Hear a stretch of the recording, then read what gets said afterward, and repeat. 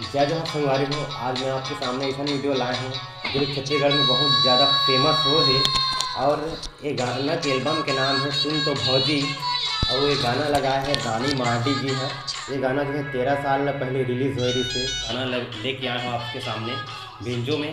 यदि मोर बेंजो अच्छा लगी तो मोर चैनल ला लाइक कर सब्सक्राइब कर शेयर जरूर करो संगवारी हो। जय जहाँ।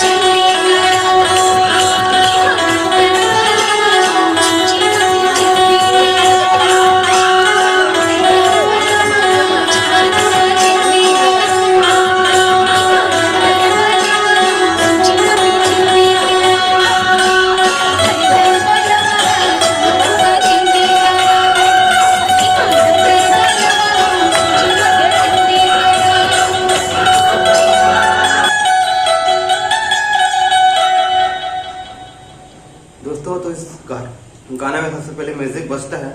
म्यूजिक जो है यहाँ से चालू होता है।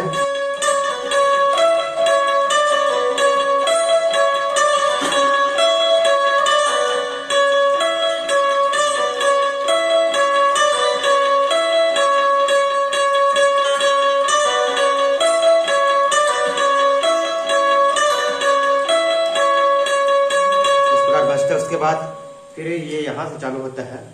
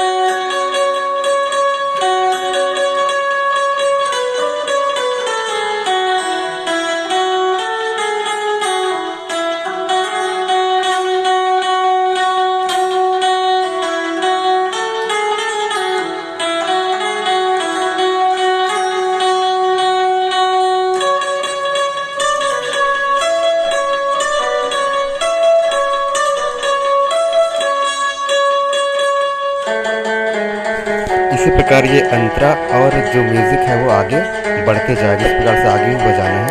धन्यवाद। यदि मेरे चैनल पर नए हैं तो मेरे चैनल को सब्सक्राइब करें और बेल आइकन